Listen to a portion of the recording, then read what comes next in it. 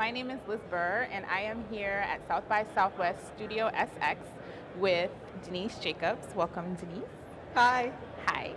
Denise is a moderator for this year's conference, and so we're going to have a quick little conversation about your panel. Awesome. Okay, you're here moderating a panel called Can the Afrosphere Survive the Age of Obama? Can you give us a little bit of backstory on how you came up with this topic? Well, I was reading an article in the New York Times Magazine online, and the article was called, "Is Obama the Death of Black Politics?" And basically in the article kind of talked about how Obama kind of represents this kind of change from being a very black-oriented politicians to being kind of more like, well, certainly I'm black, but I'm also the most qualified person for the job. I really care about people, and I really want to institute change in this country. And I started thinking about that, and I started thinking, well, it seems that kind of over the course of time, kind of racial identification, it's not fading necessarily, but it's not as central and not as much to the fore as it was in earlier times, and certainly during the civil rights era and things of that nature. And then I started kind of thinking about how that relates to online life and online communities, and how when the web was getting started, and certainly in the earlier days of it, there were things like Black Planet, Net Noir, things like that, that a lot of people, joined, and a lot of people were part of because they were looking for community. And so I was kind of thinking, wow, could you see conceivably in the next 4 or 8, as I like to say, years, can you see that potentially there's going to be a trend culturally for people to become less racially oriented and more kind of just identified with what they believe in or who they are? And will that actually maybe manifest itself as well on the web? Right. So I just thought it would be an interesting idea, and at least an interesting discussion. Who knows what the right or wrong answer is, or if there's one at all. But certainly I think it's a good topic for discussion, and a good thing just for people to start thinking about and raising their awareness of it. Gotcha. Okay. Along those lines, offline there's always been a need for building and maintaining community among African Americans. Do you anticipate a future shift or change for the virtual world? Well, it's very interesting because what I've seen, or one of my experience has been, and especially my experience coming to South by Southwest, is that, having both the virtual and having the de facto community is really, really super important. That you can meet people online and you can connect with them, but it's so important to actually meet them in person and to keep that connection. I think because of the way society is and the way, we've got kind of cultures and different ethnic identifications and whatnot, I think it's very important to have community, and I don't think that's ever going to go away. I don't think there's ever going to be a point in time where people stop identifying with being African American or, Latino or whatever. But I do think that potentially that will potentially start to fade, and that people will be so much more oriented about who they are, what they're about, what they're into, and I think you can actually see that happening on the web now. Gotcha. Okay, so some people claim that the digital divide is fading or it no longer exists. What's your take on the current state of the digital divide? Well, it's really interesting because kind of in the course of preparing for the panel and gathering up the panelists and having things to talk about, I was doing a little research, and I came across this really interesting article that actually had to do with Obama politics and had to do with kind of how the black vote is not monolithic. Actually, I think that's the name of the article. But I came across this article that said, well, the digital divide is fading, and that there's about 50% participation online from the African American community. And I thought about it, and then it said, I think the second part of it, actually I can't remember the second part of it right now, but I'm sure it'll come back to me later. But basically when I read the first part of it, I thought, wow, that's really, really interesting, because I can see that. I actually feel like in my experience and what I can still see that that's not true. And Right. then, you know, seeing a lot of the organizations and foundations and programs that get started that try to give, I actually even, this was a few years ago, but I actually did, taught a tech camp for 2 weeks to students of color when I lived in Seattle. And it was to try to get them kind of a jump start and get them, you know, kind of more up to speed with tech stuff so that they could be competitive with their peers. So do I think the digital divide is faded? Maybe it's not as strong, but I still certainly think it still exists. African Americans, Latinos, women, you know, single mothers, things like that, people who just don't necessarily have the access or may not even believe that they can get the access and don't know that the costs involved have gone down so much that Right. you know they can get, you know, an inexpensive computer and that, you know, broadband's accessible. is very accessible, Yeah. et cetera.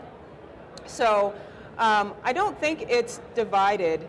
I mean, I don't think it's faded. I think it's still important. I think it's still there, and I still think it's something that needs to be addressed. I think it's shifted, however, so that it's more on a spectrum. There was a point in time where it used to be kind of more binary. It used to be there were the definite haves and there were the definite have-nots. At this point in time, I feel like it's more of a spectrum. There's kind of a range of how much people are able to Right. get access and use it and make the best of it. So. Okay, gotcha. So, speaking of, I guess, a divide, within the last year, we've seen a few projects emerge for African Americans online.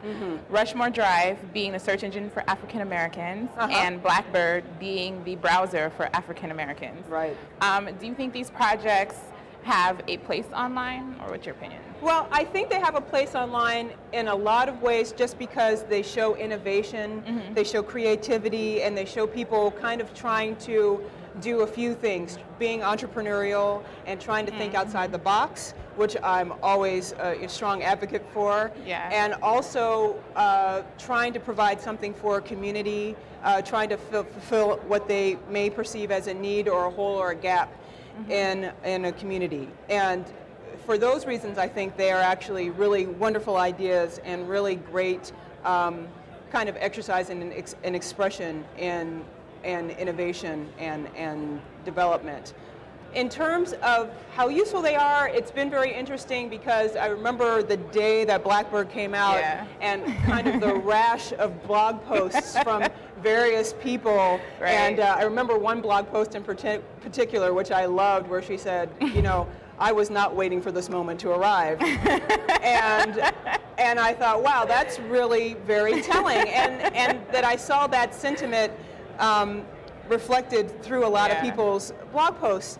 And then, you know, there's the backlash when, you know, there was a whole Whitebird thing, and that was all started I getting thought that really was silly. hilarious, so I was cracking up. Right. At home, when I saw it. So, you know, in a lot of ways, it's like, well, then that actually is also very telling because it's also saying, okay, you have to be responsive. I mean, part of the thing about being an entrepreneur is seeing a perceived gap and then trying to fill it. Right. And then you're trying to fill a need and then, you know, getting consumers around that because they have that need. I think in some ways, just from the blog posts and the, you know, kind of wave of discussion that went around it, that may not have necessarily been a need. Interestingly enough, while I was doing the research for this panel, I actually found an article written in 2000 that was saying kind of the growth of black web. And one of the things that they were talking about, they said, we need a black browser, kind of like Yahoo.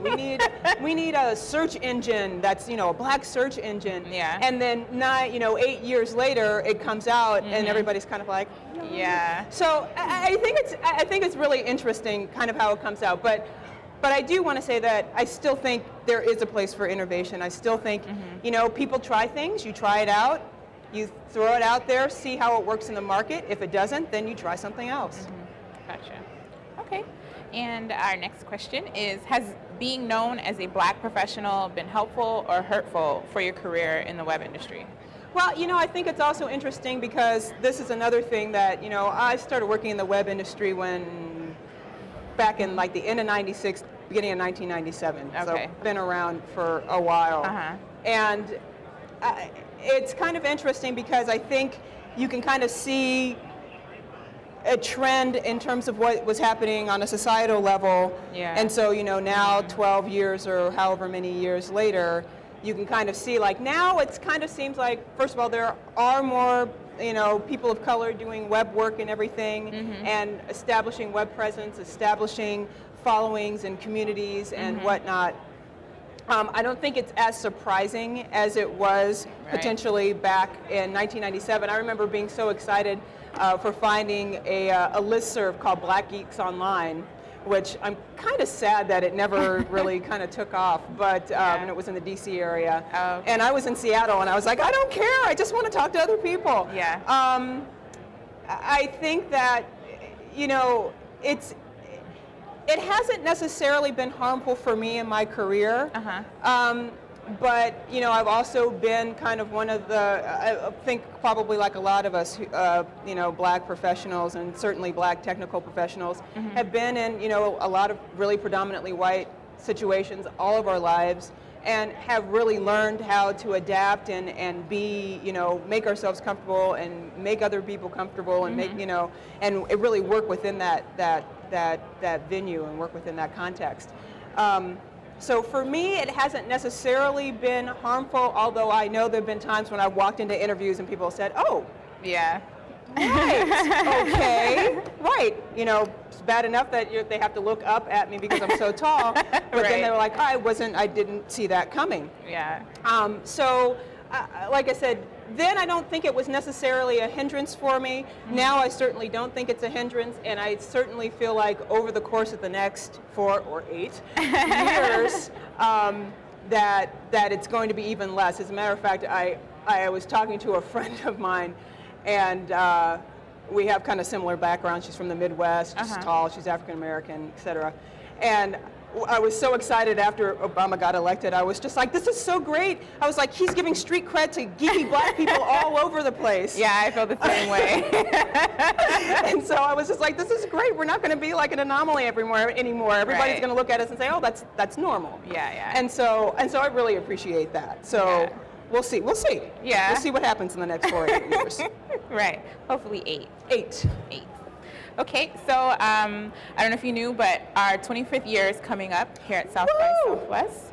So I guess we just wanted to talk a little bit. Have you ever been to South by Southwest before? This is actually my 3rd South by Southwest. Okay. I came the first time in 2006 at the recommendation of a friend of mine. She was like, come, it's the best thing in the world. Yeah. I'll introduce you to all my friends. And I was like, great. So I decided like a week or 2 weeks before it was happening, I was like, I guess I'll just go. Right. And just got lucky, got a really cheap Priceline ticket, hotel ticket together and everything, and came out and really did have such an amazing and wonderful experience and met tons of friends and tons of people that I just felt like I found like my tribe of people. Right. So that was my first year, 2006. Wasn't able to come in 2007 because of work, and then came last year through work, which was really nice, and then came this year because I have the panel finally, which I've been wanting to do for 3 years, so it's really kind of an amazing opportunity and just such a wonderful experience. Great. So can we get a soundbite? We can get a soundbite. So happy birthday, South by Southwest, 25 years, 25 in the house, and for all of the people who, want to come, there's a way, and it is the best thing ever. And don't be one of those people that's all bitter and saying, I should have been at South by Southwest. Somebody kept me down. Come to South by Southwest. It's great, and it's worth it.